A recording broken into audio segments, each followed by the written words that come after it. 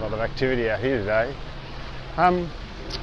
With the recent loss of my mum, I've been reflecting on the intricate web of relationships that form us and hold us and enable us to navigate life. It's one of those things that is so precious, and we often aren't fully aware of it. We kind of take it for granted, and then you lose someone important in that intricate network, and of course disruption is inevitable. Things can't continue in the same way.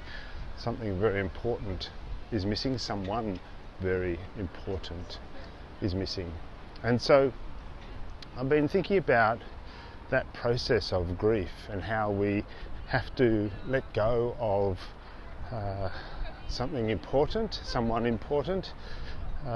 We need to be present to their absence, which is extraordinarily uncomfortable. It's painful. There's a gaping loss there, and in a funny kind of way, that's so appropriate, because the gaping sense of loss is the measure of the importance of the person whom we have lost. That is actually the sense of they're not there anymore, and they were so important to us. And in a way, you wouldn't want it to be anything less than that, would you? You want to feel that loss. You want to know that that really important person really was very important to you, and their absence from your life is deeply meaningful. So I've been thinking about that, and as I have been thinking about that and doing the kind of work required to be present to that absence in relation to my mum, I'm starting to discover something about what it means to integrate the person whom you've lost into your ongoing life, into my mum, for example, into my ongoing life. And to the extent that I can be present to the loss of her for me and feel her absence in my life, I can also, in a funny kind of way, carry her with me in a form of lived memory of who she has been for me. And whilst that's not the same as having the person there with you, oh gosh, going through a dust storm here.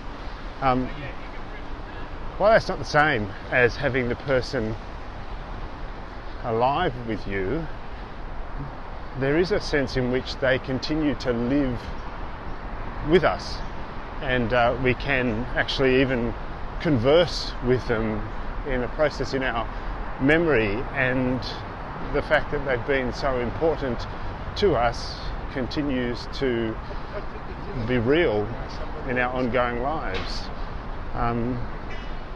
My mum, for example, she gave birth to me and she formed me, and she'd been there every single day that I've been alive until a couple of weeks ago. And she continues to be with me in my memory, in the great wisdom that she taught me, and in the love that she built into my life.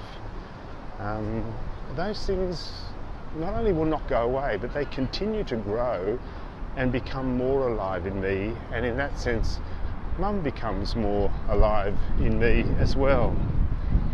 Now, I know all of us experience the loss of people we love and care about. Some would say it's easier when they're older because they've lived their life, and we know more about their potential because it actually became actual.